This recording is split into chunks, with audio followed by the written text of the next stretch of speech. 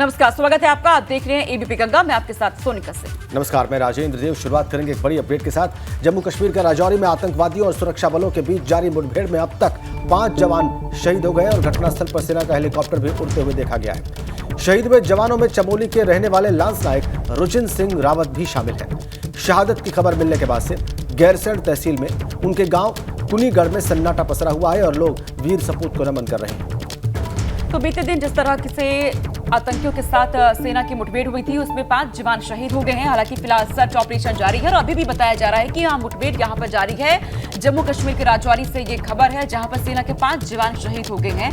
इसके बाद जम्मू कश्मीर के राजौरी में फिलहाल देखा जा रहा है कि सर्च ऑपरेशन अभी भी जारी है। जिस तरीके से कल आतंकियों की तरफ से ब्लास्ट किया गया था और इस ब्लास्ट के जद में सेना के 5 जवान वहां पर आ गए, जिसके बाद 5 जवानों की शहादत और इन्हें अब उत्तराखंड के सीएम की तरफ से नमन भी किया गया है। उनकी तरफ से ट्वीट भी से लेकर किया गया है। सेना के 5 जवान मुठभेड़ में शहीद हो गए थे। इस वक्त भी बताया जा रहा है कि वहां पर जंगलों में सर्च ऑपरेशन जारी है। और मुख्यमंत्री सीएम धामी ने रुचिन की शहादत को नमन किया है। उन्होंने ट्वीट किया है और ट्वीट में लिखा है कि जम्मू कश्मीर के राजौरी में हुई आतंकी मुठभेड़ में उत्तराखंड के लाल चमोली निवासी लांस नायक रुचिन सिंह रावत जी के शहीद होने का दुखद समाचार प्राप्त हुआ। ईश्वर से प्रार्थना है कि दिवंगत आत्मा को अपने श्री चरणों में स्थान व शोकाकुल परिजनों को यह दुख सहन करने की शक्ति प्रदान करे। देश के लिए अपना सर्वस्व न्यौछावर करने वाले वीर सपूत को मेरा शत शत नमन। ये ट्वीट करके अपना दुख और अपनी संवेदनाएं व्यक्त की हैं मुख्यमंत्री पुष्कर सिंह धामी ने। लांस नायक रुचिन सिंह रावत ने शहादत दी इस मुठभेड़ में। चमोली के गैरसैंण के रहने वाले थे। भारतीय सेना में 9 पैरा कमांडो में तैनात थे रुचिन सिंह रावत और उनके परिजनों का रो रो कर बुरा हाल। जैसे ही ये सूचना वहां पर पहुंची, सन्नाटा पसर गया पूरे इलाके में।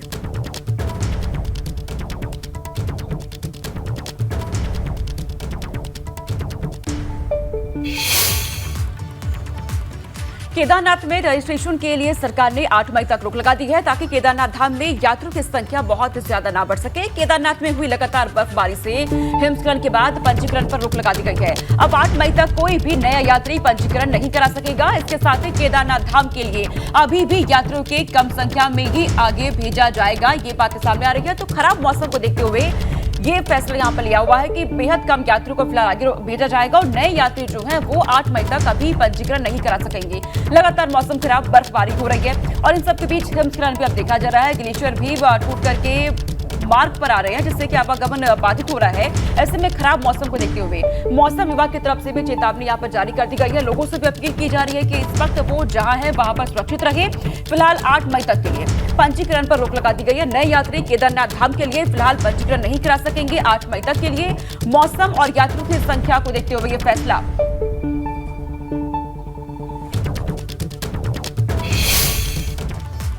तो पहाड़ों पर बदलते मौसम के बीच श्रद्धालु जान हथेली पर रखकर यात्रा कर रहे हैं। चारधाम यात्रा पर तीर्थयात्रियों की उमड़ी भीड़ के बीच बिगड़ा मौसम प्रशासन के लिए बड़ी चुनौती बनता जा रहा है।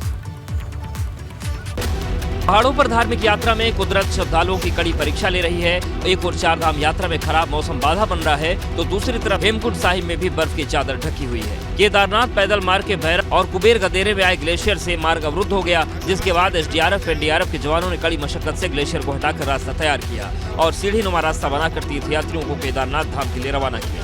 सभी से अनुरोध है कि आप जल्दी से जल्दी आगे बढ़े।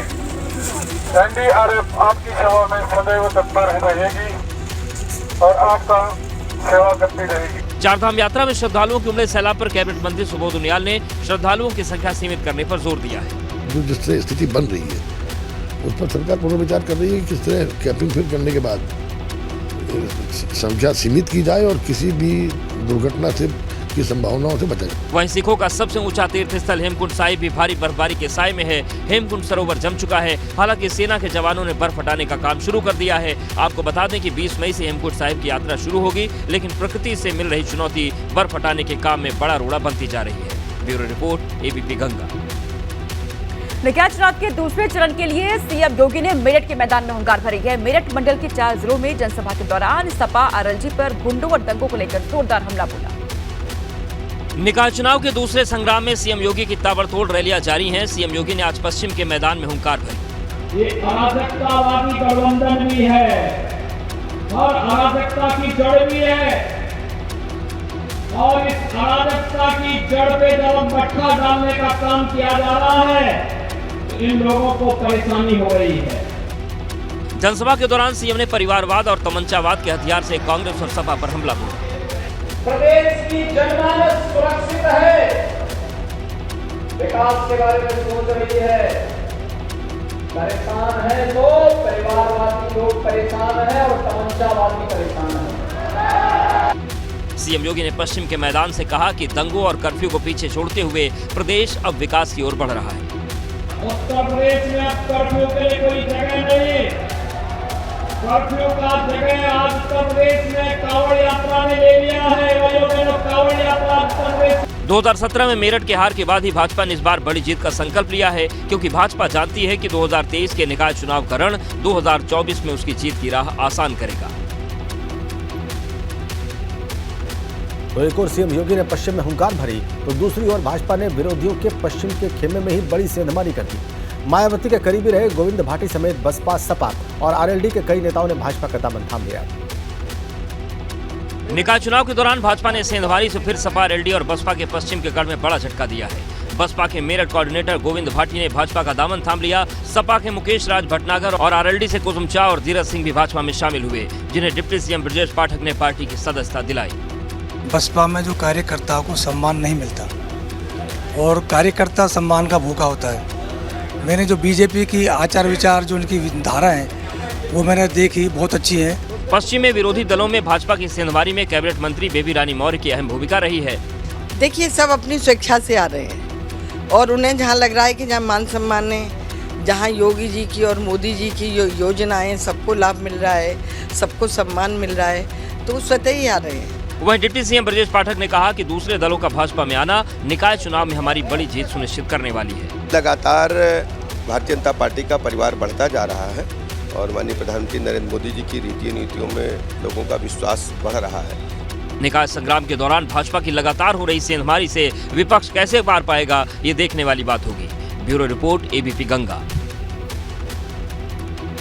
एक और भाजपा ने सेंधमारी की है तो दूसरी ओर इटावा में सपा ने भाजपा को ही बड़ा झटका दे दिया, जहां भाजपा में शामिल शिवपाल यादव की करीबी सुनील यादव की फिर से घर वापसी हुई है, जिसके बाद दोनों पार्टियों में जुबानी जंग भी तेज हो गई।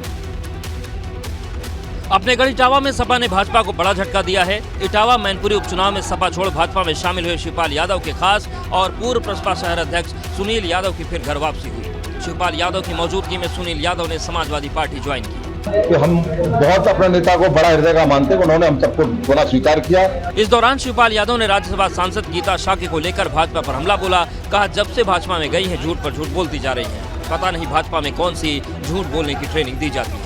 आज अगर तुलना की जाए तो सबसे भ्रष्ट सरकार भारतीय जनता पार्टी और झूठ बोलने वाले लोग अभी तक इन्होंने 6 साल के अंदर कोई भी वादा पूरा नहीं किया है। शिवपाल के हमले पर भाजपा ने पलटवार किया और कहा कि दूसरों का आईना दिखाने से पहले खुद आईना देखना चाहिए। पहले जो शिवपाल जी बोलते थे अखिलेश जी के बारे में, वो उन्होंने कहां से सीखा था और अब पक्ष में बोलने लगे वो उन्होंने कहां से सीखा था।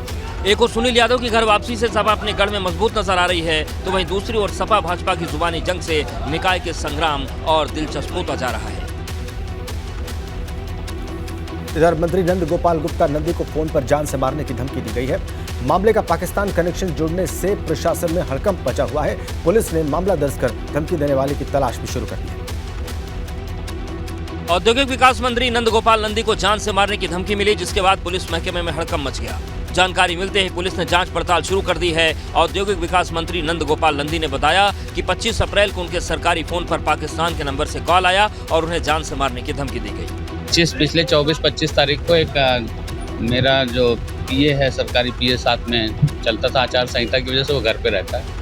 तो उस नंबर पे फ़ोन आया, एक 2-3-4 ऐसा लोग बताते हैं पाकिस्तान का नंबर है। धमकी मिलने के बाद नंद गोपाल नंदी ने गृह सचिव को सूचना देकर एडीजी लॉ एंड ऑर्डर को शिकायत की और लखनऊ के हजरतगंज थाने में केस दर्ज कराया, जिसके बाद पुलिस मामले की तहकीकात में जुट गई है। तो जो आया, हमने बात करके प्रमुख सचिव गृह से और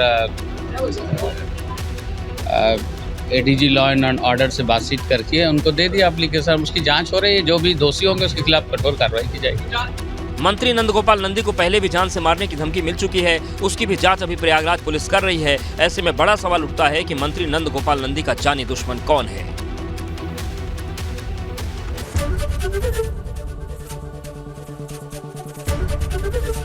एबीपी गंगा, खबर आपकी, जुबान आपकी।